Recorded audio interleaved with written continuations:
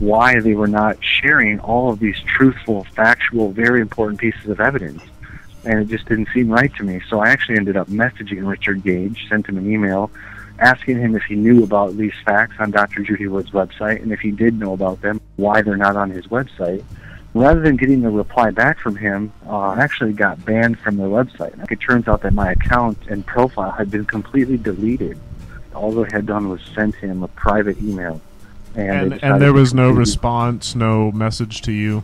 No, not at that time. So I was very concerned by that. It felt very unprofessional and very suspicious, especially considering that I was a donor and supporter of them for over a year. I was going to other truth forums, and I would ask other people if they had these experiences with the 9/11 truth, and I would tell them about what happened to me and tell them what information I had sent them that led to that action. And I was really turning people on to Dr. Judy Wood's website and the facts that are presented there. That is when I ended up getting contacted by not Richard Gage, but by this volunteer coordinator named Mark Graham. And he basically tried to soften my concerns and say that he was sorry, you know, that they did that, but they felt that because I had come across all this information, there was a potential that I could put that into my Architects and Engineers for 9/11 Truth profile, or I could use that information to contact other people's profiles and send it to them, and they didn't want that to be happening. What he said was, it's not within the scope of our mission. You know, when someone's just sharing facts, it's amazing that they would delete someone's account completely to prevent them from sharing facts. We took lots of screenshots of that and documented it, and he ultimately ended up offering to refund my donations, you know, if I would stop telling people what happened, if I would be quiet. And I didn't accept that offer from them because I felt it was more important to tell people what happened and tell people the truth than to just get my little $80 back. In the normal sort of regular thermite, it's actually iron oxide and aluminium powder. You mix those two together, obviously fairly freely available, and you put in a hot fuse. You need a hot fuse of several hundred degrees centigrade to set it off, so you can't just start it with a match. You need something like a magnesium strip. You know what the more common name for iron oxide is? No. Rust. Rust. Oh, okay. So, going back to the World Trade Center, what did we have as part of the structure? Well, we had hundreds of steel girders. These steel girders have been standing in air for 30 years, approximately 30 years, perhaps slightly longer even. What do steel girders do when they've been standing in air for 30 years? They rust. And the shiny silvery exterior of the World Trade Center was, guess what, folks? It was an aluminium alloy. So for those guys like Stephen E. Jones and Richard Gage to say that thermite was found in the World Trade Center dust or unreacted thermite, well, what they're saying really, and what they're not saying to you, is that the remains of the building were found in the dust of the remains of the building. That's what they're saying. Or what made up the building was found in the remains of the building. So this talk of thermite is a cover story. Now, of course, they will argue, oh, but that's, you know, we know that this wasn't made up from the building because it's got this special signature and we found nanothermite. But they haven't got any evidence for that. They don't want people to know and understand and realise and become aware of that the buildings turn to dust before they hit the ground, because that is a new type of process.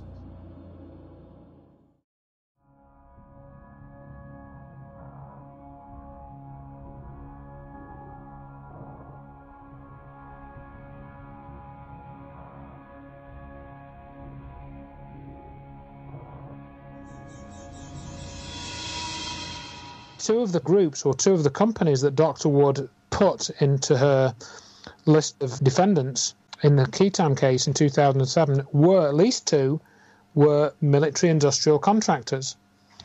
And although, you know, you didn't say in your court case who did 9/11 because we didn't have the evidence and you didn't have the evidence to say that. But I know who almost certainly knows. Exactly. So we're kind of one step back from that. I very rarely hear anybody talking about these two companies, Science Applications International Corporation, which has now branched off into a company called Leidos as well, and Applied Research Associates. I think if you could just mention from what was in the court case about them, Dr. Wood, that would be quite useful, I think, for people who are not familiar. Applied Research Associates, they're manufacturers and developers of energy weapons. So they would recognize what technology was used. Not only that, they had a contract with the U.S. government, and I think they still do, to know everything about any weapon of mass destruction that is being developed or exists already anywhere. So they not only know what technology was used, but whose technology was used. People think that the cover-up is just the fact that there were no Islamic terrorists, right? That's the cover-up that was given to the mainstream, right? But people such as the people in this audience who said, I don't believe that, right? They had to be managed. And what this has involved is creating bogus researchers, some of them scientists, and groups to steer those questioning the official narrative towards conventional explanations. So it was done by bombs, or it was done by nukes, or it was done by thermite. And they have been very successful at this. Intelligence agencies are well practiced in setting up fake companies, fake pressure groups, fake websites. They do it all the time. It's their bread and butter. One person who has exposed a lot of this is Andrew Johnson. He's been featured on my show a lot. He got involved quite a few years ago now with some of these groups that contain scientists that were trying to find the truth about 9/11, or he thought they were trying to find the truth about 9/11, because Andrew posted some physics equations on a website and he was asked to join one of these groups. Having read this, Andrew, it just becomes apparent what a battle you've been involved in over the last 5 or 6 years. It really... you are Judy Wood's pit bull terrier. That's the impression I get by reading this, and it must be, well, even slightly traumatic for you over the last. Just from reading your book, that you really, it really has been a battle of wills. It's definitely been a battle, and I think I've described this as a numbers game. I mean, essentially, to summarise what's going on is perception management.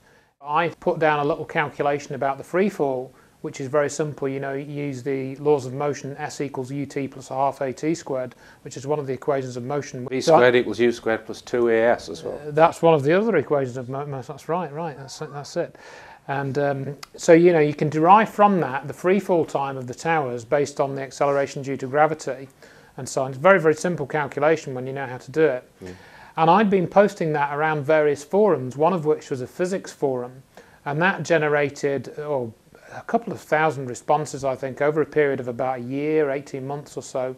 And I have a feeling that because I was trying to approach it from that angle, somebody was looking out for the people on the internet that were doing that. Right. And I got an email from Stephen E. Jones at the end of 2005, I believe it was December. I was invited to join the scholars group, and I thought, hooray, hooray, there's some academics who are actually trying to do something. Stephen E. Jones had been promoting that thermite was one of the main causes of the destruction of the buildings. And Dr. Wood had had various debates in email and sort of said, well, why are you saying this with thermite when we don't really have enough evidence at this point to say that, yet you're claiming that that's what was used.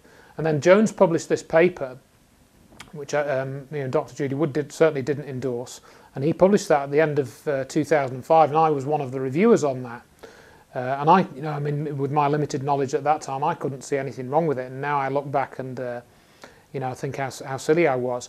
They were actually set up to round up people like me and lead them down a false alleyway. And they didn't really count on what Dr. Wood was doing, who was basically doing her own thing. And, you can tell the story better than I, Dr. Wood, but they tried to involve you in various activities which didn't involve using your skills, your most highly tuned skills for doing forensic studies, did they? It kept me busy trying to upload a website and make changes to it every hour or half hour around the clock.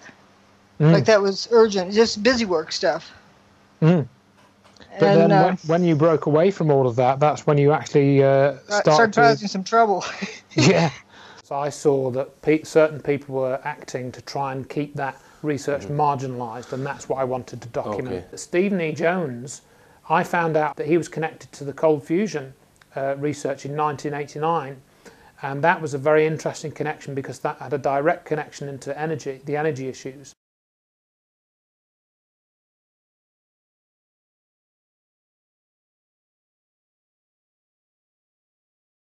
Stephen E. Jones, a physics professor at nearby Brigham Young University, learned of Pons and Fleischmann's work through an informant at the DOE. In a flagrant example of shameless opportunism, Jones insisted on going public quickly with his comparatively much less clear results. Disparaging the excess heat claims of Fleischmann and Pons, Jones' announcement would have effectively prevented the two scientists from patenting their process, a process they had developed on their own over long years of research.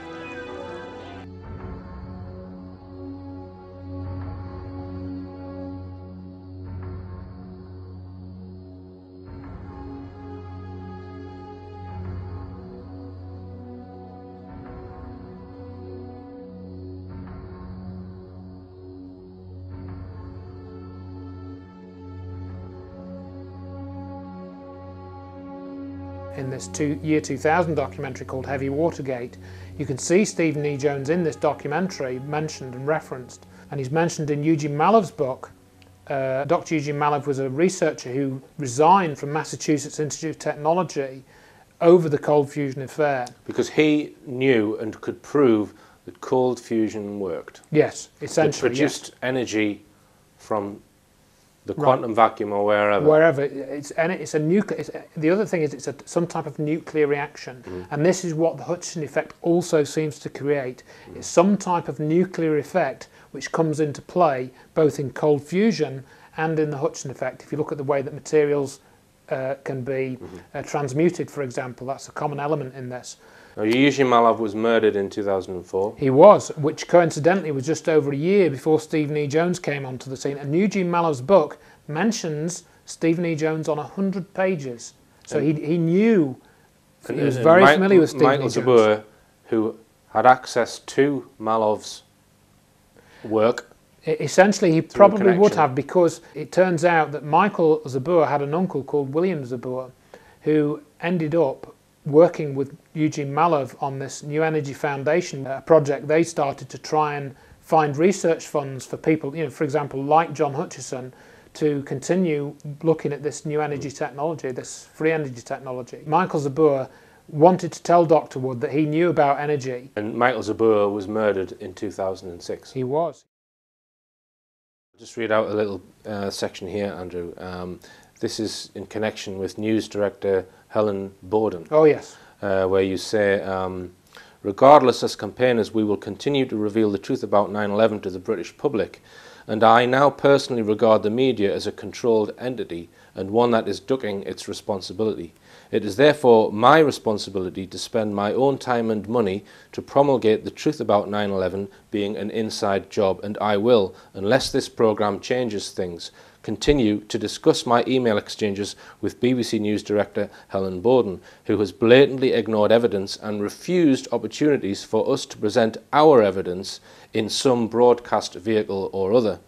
This is now documented and will, if possible, be used to prosecute the BBC for a breach of its charter. So all of this correspondence you've had with the BBC, Andrew, where you've brought it to their attention about the work of Dr. Judy Wood and what really happened on 9/11. They're going to be in court one day, hopefully. Real problem people don't get their face on mainstream TV. And I'm going to use the example of Osama bin Laden just to explain what I mean by this statement, because I think a lot of people in this room probably know that Osama bin Laden had nothing at all to do with 9/11. There's not a single shred of evidence linking Osama bin Laden to 9/11. But there is evidence that Osama bin Laden had connections to the CIA before 9/11. So the clip I'm going to show you is of Bill Cooper speaking 3 months before 9/11 on his radio show, and he's talking about Osama bin Laden and about how Osama bin Laden was recruited by the CIA. Remember, this clip is 3 months before 9/11.